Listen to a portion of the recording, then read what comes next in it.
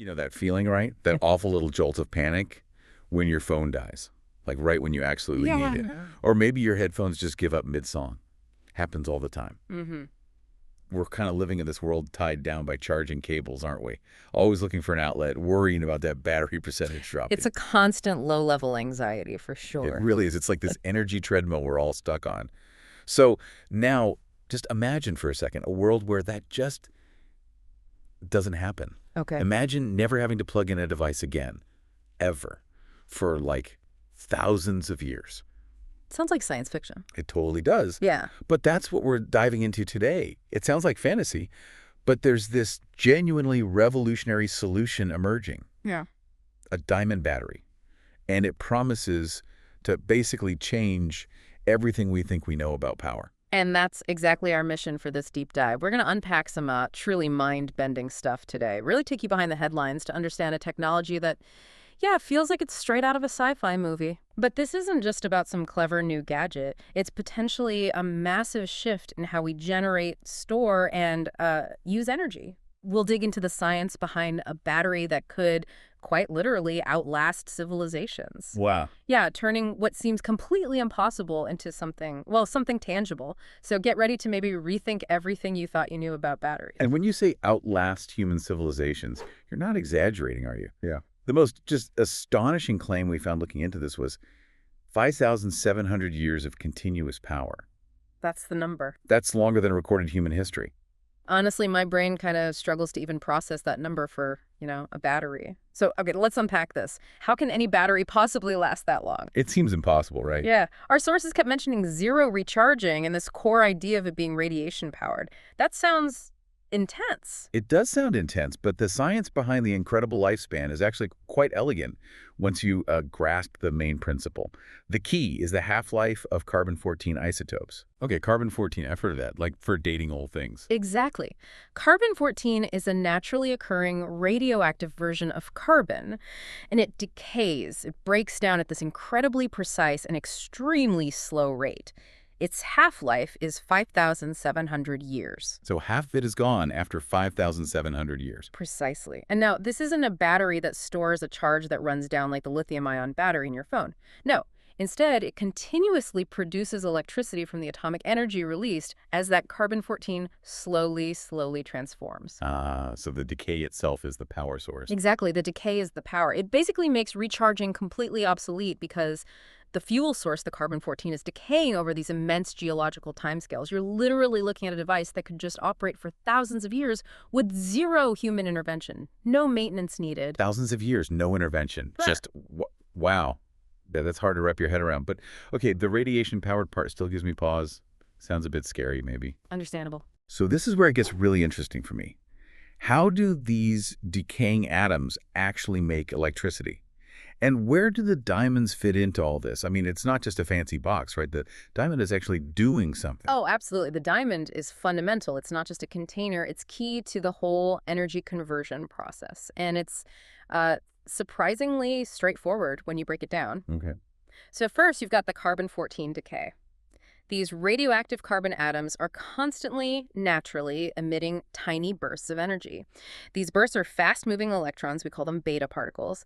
This happens as the C14 slowly turns into nitrogen-14, which is stable.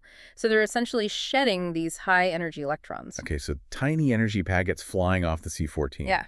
And the diamond catches them. Exactly. That's the genius bit of the engineering. The battery isn't just a lump of C14. It's this carefully made structure where the carbon-14 is either embedded right inside layers of synthetic diamond or sort of sandwiched between them. And that diamond casing acts like a microscopic net.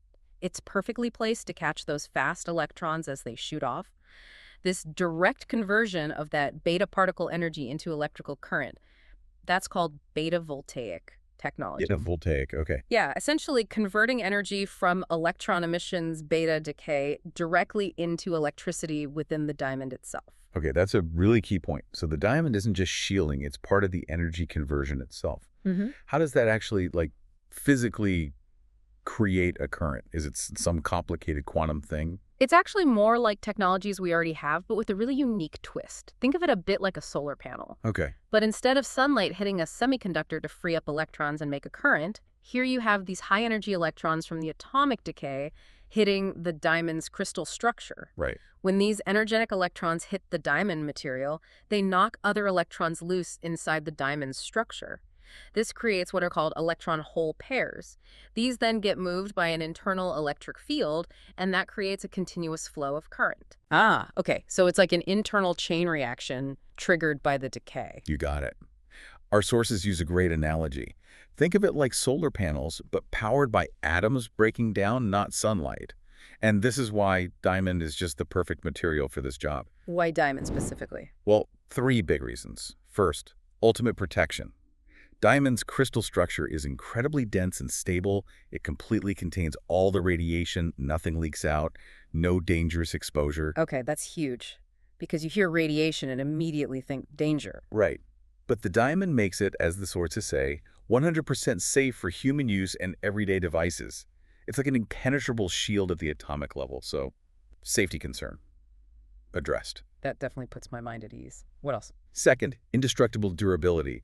Diamond is famous for being the hardest known material, right? Yeah. So it can withstand extreme temperatures, pressure, and environmental conditions that would utterly destroy any normal battery. Think about putting sensors in deep space or at the bottom of the ocean or inside a volcano. Places you can't just go and change the battery. Exactly. Imagine a sensor at the bottom of the Mariana Trench, still working thousands of years from now. Diamond makes that possible. And third, diamonds are a perfect conductor. Well, technically a superb semiconductor in this context. Their unique electronic properties let them convert that radioactive energy into electricity really efficiently with minimal loss. Wow. So you're not just safely containing the energy, you're converting it super efficiently and reliably over these vast timescales. Okay, so the longevity, the safety, the durability, it's all incredibly impressive. But what blows my mind even more is that this thing apparently tackles another massive global problem at the same time. Ah, yes. It's not just making power, it's taking something we consider hazardous waste, nuclear waste, and turning it into a resource. That sounds almost too good to be true, like a double win. It is a double win, and that's maybe the most revolutionary part, I think. It really moves us towards like a circular economy for nuclear stuff. The carbon-14 they use, it's not freshly mined or anything. It's actually harvested from used nuclear reactor graphite blocks. Graphite blocks from old reactors. Yeah. These blocks are a big part of existing nuclear waste. They're radioactive, dangerous byproducts that we currently have to figure out how to store safely for, like, tens of thousands of years. It's a huge, expensive global headache. So we're taking this massive, long-term hazardous waste problem And turning it into a valuable asset. By carefully extracting the carbon-14 from those irradiated blocks, the process helps reduce waste. It transforms these dangerous nuclear byproducts into valuable, long-lasting energy sources. That's incredible. It's not just about generating sustainable power. It's simultaneously helping to solve the massive nuclear waste storage problem by taking this stuff, making it useful, and effectively locking it away safely inside a diamond. So it could actually change how people see nuclear power, making it seem less like a necessary evil and more like part of a cleaner circular solution. Potentially, yes, especially with the global push for clean energy. It's a really ingenious approach, tackling two major challenges with one elegant solution. Genuinely brilliant, killing 2 birds with one incredibly tough, radiation-proof diamond stone, you could say. And we're not talking about some giant power plant component here, are we? The sources said this battery is about the size of a small coin.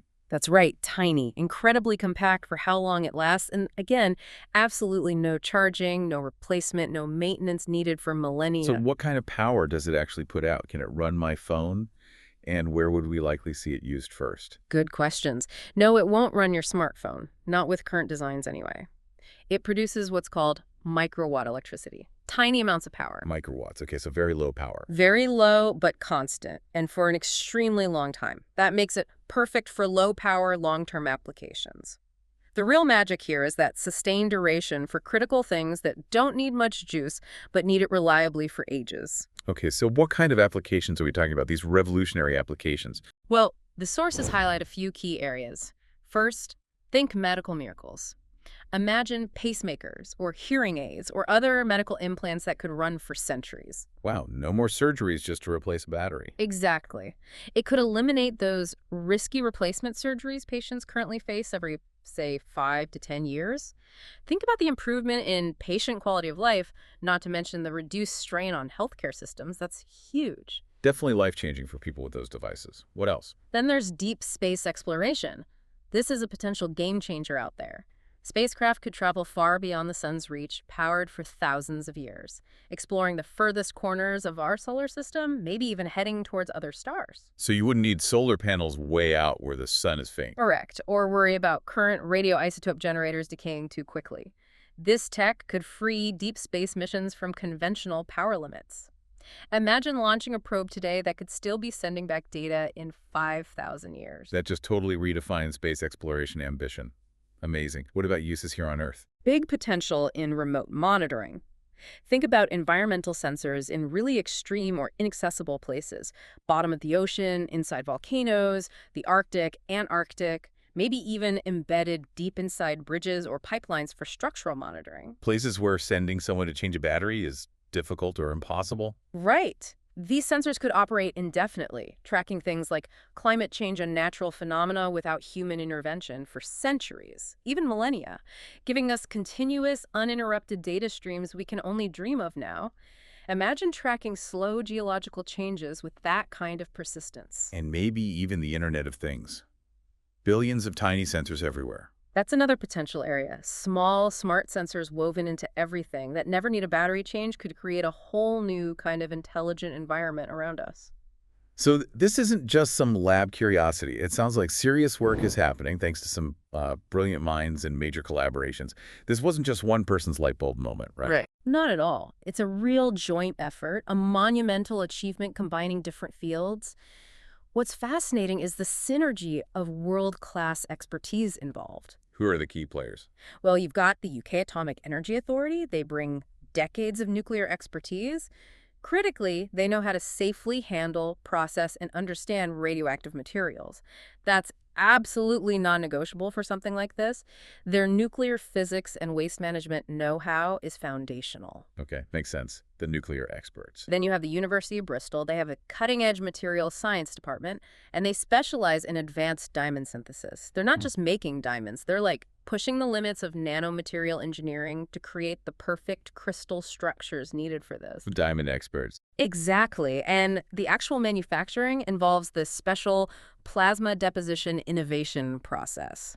It's not crude, it's highly sophisticated. It basically grows layers of synthetic diamond that are infused with the carbon-14, atom by atom almost, ensuring it works optimally and safely. It's a beautiful fusion of nuclear physics and advanced material science. That kind of teamwork across disciplines is often where the big breakthroughs happen, isn't it? Absolutely. It really sounds like they've thought through everything, from the nuclear source material right through to the advanced material science. So, okay, this is clearly game-changing tech. What's next? What's the road ahead look like for getting this out into the real world? Well, the researchers are actively looking for market partnerships. They need to team up with industries to commercialize this. They're seeking partners who can help scale up production and figure out how to integrate these batteries into actual products. So getting it into those medical devices, those space probes, those sensors. Right, getting it into practical use. And the potential impact goes beyond just the devices themselves.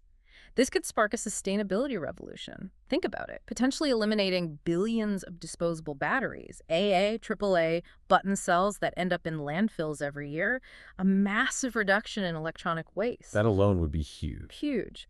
But it also could fundamentally change how we design things. If your power source lasts for centuries, maybe the device it's in can be designed to last much longer too. It challenges that whole model of planned obsolescence we currently live with. That's a really interesting point. Designing for longevity because the power source enables it. Exactly. So the big picture is that this could fundamentally change how we design and power everything, from critical medical implants to these incredibly long space missions. It could impact supply chains, product life cycles, even how we think about waste for generations. The future of energy, at least for these specific low-power needs, isn't just renewable. It might be, as you said, virtually eternal. Virtually eternal. That is a powerful phrase. And yeah, a really optimistic vision. We started this deep dive talking about that frustration, the dead battery anxiety. Now, just imagine a world where your most critical devices simply never run out, where you're truly free from cables, from hunting for outlets, at least for some things, for millennia. This tiny diamond battery. It's not just cool tech, it's being called the key to humanity's energy independence for a whole class of important low-power devices. It really makes you think, doesn't it?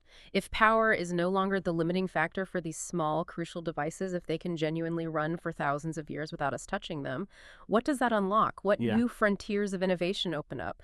What could you imagine creating? Or what huge long-term problems could you see being solved if a key piece of technology just never died? If Yeah. it just kept doing its job century after century, it forces us to think about technology and time in a completely new way. A truly provocative thought to leave you all with. A future where the battery isn't the weak link anymore. Thank you for joining us on this deep dive into what really could be, well, an eternal future.